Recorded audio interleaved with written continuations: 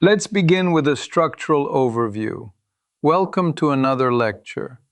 Today we consider Estadio Azteca, arguably the most storied bowl of sport and spectacle in the Americas. I am Alexei, and we shall try to be precise and perhaps even a little playful about a building that has hosted Pelé, Maradona, and, on alternate weekends, very loud concerts. Hi, I am Priyanka. I am excited to learn why one stadium keeps showing up at so many historic moments, and also how a name can matter so much to people.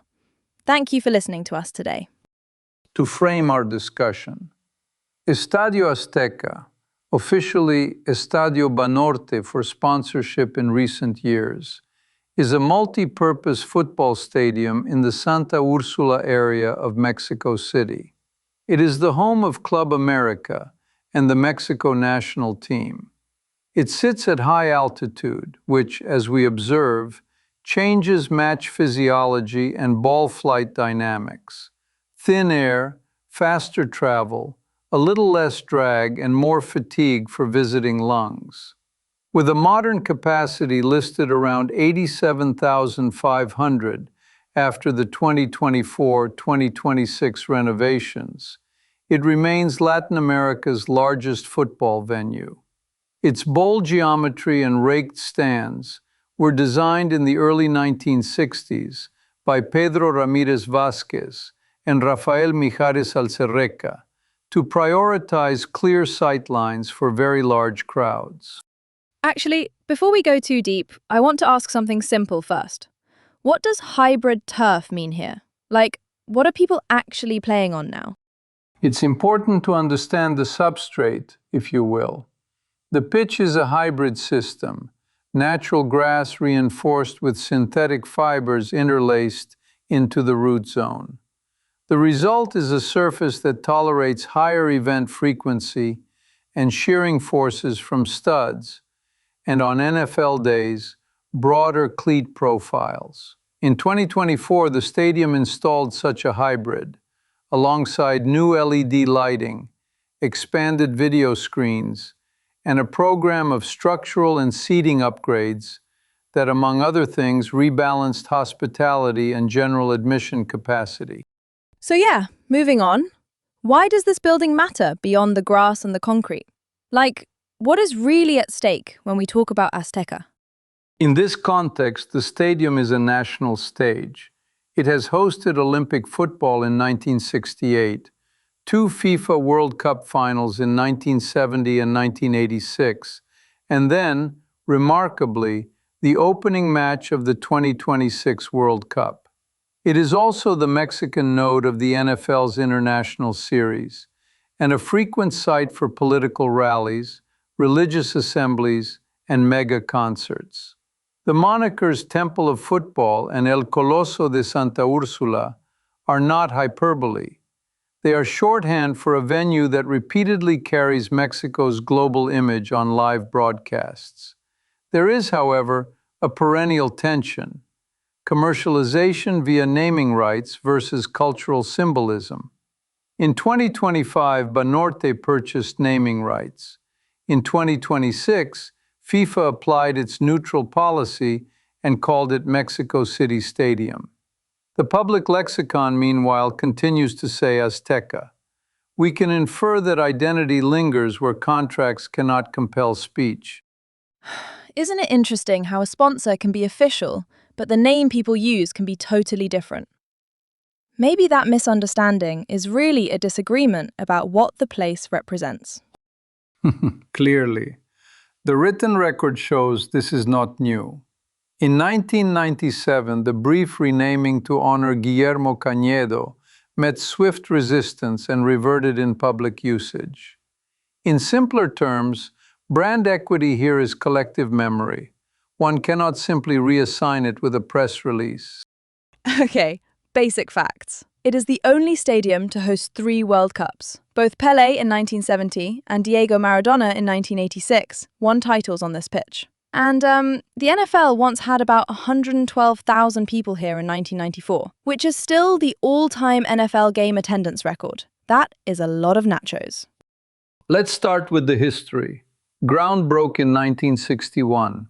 Architects aimed for colossal scale and sightlines adequate for mega events that Mexico aspired to host.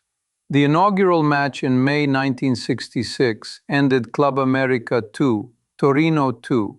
The first goal was scored by Brazilian Arlindo dos Santos, with President Gustavo Dias Ordaz taking the ceremonial first kick, and FIFA President Sir Stanley Rouse in attendance.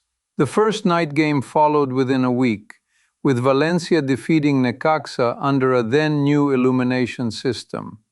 In 1970, the stadium hosted the so-called Game of the Century, Italy 4, West Germany 3 after extra time, and the final where Brazil defeated Italy 4-1.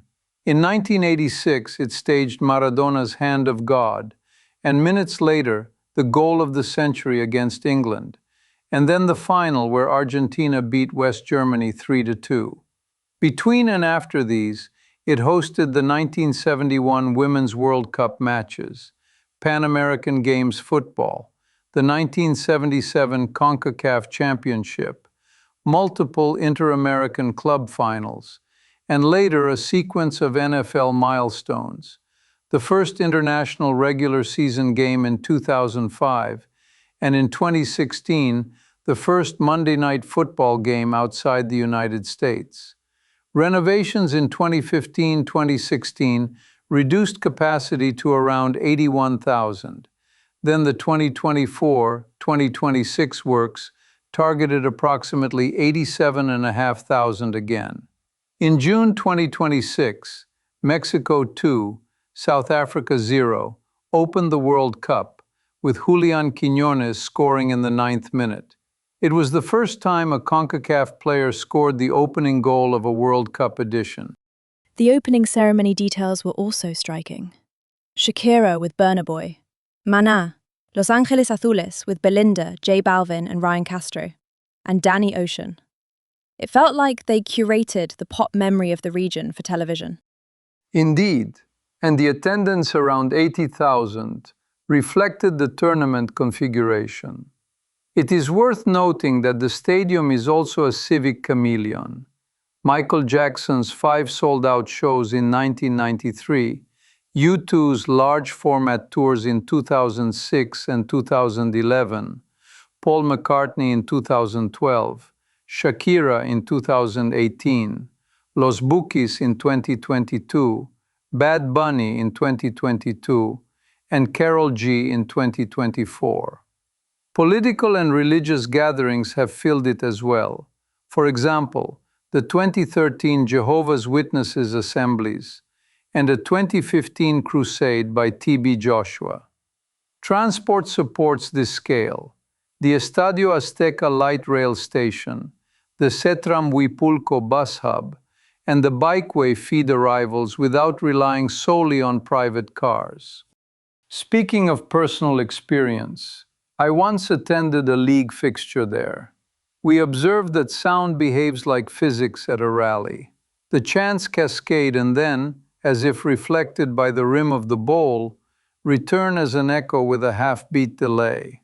The plaques for the game of the century and the goal of the century along the concourses function like an open-air archive. One walks past them and realizes that this is not just a building, it is a memory machine. It makes me wonder, could we tackle 3 big questions to organize all this? Why 3 World Cups here? What if the 2018 NFL game had not been moved? And how does corporate naming change cultural identity? Let's transition to another aspect, the historical question. Why did Azteca become the first stadium to host 3 World Cups? The answer mixes early vision with path dependence. First, the 1960s design prioritized colossal capacity and sightlines in a single bowl. That decision made it a natural candidate for 1970, and the successful execution then established a performance baseline. Second, the 1968 Olympics tested logistics at global scale. proving that Mexico City could coordinate transport, security, and media. Third, the 1986 tournament, delivered under unique global circumstances, reaffirmed operational competence and, frankly, romance.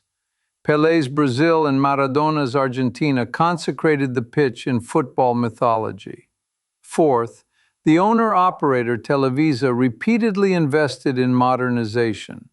LED boards in 2015, a comprehensive refurbishment in 2016, and a large-scale 2024-2026 program that expanded capacity, upgraded lighting, and installed a hybrid pitch.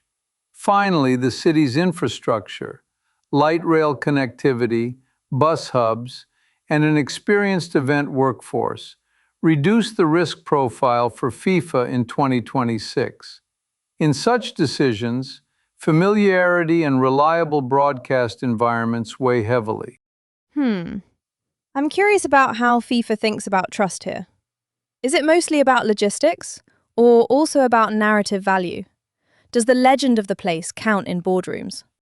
Theoretically, trust is a function of risk mitigation and spectacle assurance. Logistics and safety are primary. The venue must get 100,000 people in and out safely at peak, and the broadcast must be flawless. We should note, transparently, that the 2024-2026 works were not without contention. A global union alleged in March 2025 that FIFA did not permit certain safety inspections, and in 2026 NASA monitored structural stability concerns. Public sources did not resolve those points decisively. Monitoring is not, per se, a declaration of imminent danger. Nevertheless, despite punch list criticisms at a March 2026 friendly and a tragic spectator fall, the venue delivered the opener in June 2026. From FIFA's point of view, demonstrated contingency management and an environment that viewers instantly recognize as football heritage also matter. A camera pan across the Azteca Bowl is itself content. So yes, narrative value is not formal in a risk register, but it is implicit in audience engagement and sponsor satisfaction. Building on that, can we maybe now look at the counterfactual? In 2018, the Chiefs-Rams game was moved because of field conditions and rain. What if it had gone ahead and delivered that 54-51 thriller in Mexico City instead of Los Angeles? Would the NFL Mexico story be different? This logically leads us to expectations and feedback loops. Had the 2018 game proceeded at Azteca, the narrative would likely have framed Mexico as host of the greatest regular season shootout of the modern era. In that branch of history, we might observe accelerated commitments. Perhaps the NFL would have penciled in annual Mexico City games with fewer reservations about turf sequencing after concerts and Liga MX fixtures. Broadcast partners would associate the venue with high-scoring spectacle rather than with a relocation footnote. In reality, after 2018, the league and stadium recalibrated. The 2019 Chiefs-Chargers game was staged successfully, as was 2022 49ers-Cardinals. The calendar already projects continuation, a 2026 Vikings-49ers date, with 2027 and 2028 games planned. So the difference is less about if and more about cadence and confidence. A 2018 classic in situ might have tightened the cycle and emboldened marketing to lean into Azteca's NFL identity sooner, with attendant investments in field protection systems and scheduling buffers. Can we say that fan engagement would have shifted too? Like season-over-season demand, travel packages, local sponsors? We can infer a marginal increase. A remembered instant classic creates repeat intent. People buy the second ticket to be present in case lightning strikes twice. Local sponsors also like to be associated with moments, not merely games. That said, even without 2018, demand has been strong. The precedent dates in 2005, 2016, 2017, 2019, and 2022 sustained the market's credibility. The real operational frontier is the multi-use conversion window. Hybrid turf helps, but the sequencing of concerts, league matches, and NFL logistics remains a constraint that careful planners must respect. To shift gears a bit. The present-day question about names.